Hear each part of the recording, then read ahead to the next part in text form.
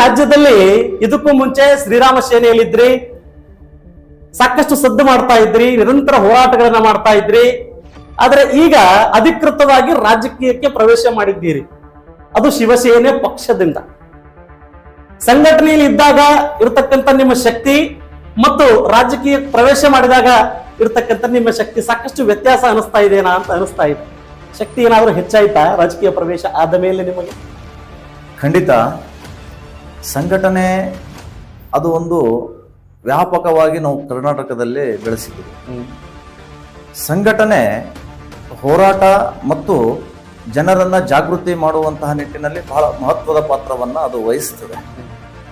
ಆದರೆ ಹೋರಾಟ ಮಾಡಿದ ಮೇಲೆ ಅದನ್ನ ಪ್ರತಿಫಲ ನಾವು ಪಡಿಬೇಕಾದರೆ ಮತ್ತು ಜನಸಾಮಾನ್ಯರಿಗೆ ನ್ಯಾಯ ಒದಗಿಸಬೇಕಾದರೆ ರಾಜಕೀಯ ಅನ್ನುವಂತಹದ್ದು ಬಹಳ ಅತಿ ಅವಶ್ಯಕತೆ ಇದೆ. ಎರಡನೇದು, ತಾವು ಹೇಳಿದ್ರಿ, ಸಂಘಟನೆಯಲ್ಲಿದ್ದಾಗ ಹೇಗೆ ಇತ್ತು ನಿಮ್ಮದು ಹೋರಾಟ ಮತ್ತು ರಾಜಕೀಯಕ್ಕೆ ಬಂದ ಮೇಲೆ ನಿಮ್ಮ ಶಕ್ತಿ ಏನಾಗಿದೆ ಅಂತ ಕೇಳಿದ್ರಿ.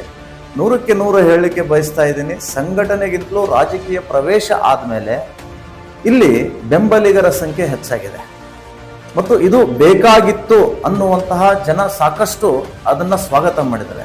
ಹೀಗಾಗಿ ಸಂಘಟನೆಯಲ್ಲಿದ್ದುದಕ್ಕಿಂತಲೂ ರಾಜಕೀಯ ಪ್ರವೇಶ ಮಾಡಿದ ಮೇಲೆ ನಮಗೆ ಉತ್ತಮ ಜನ ಬೆಂಬಲ ಸಿಗುವುದರ ಜೊತೆಗೆ ಒಂದು ಒಳ್ಳೆಯ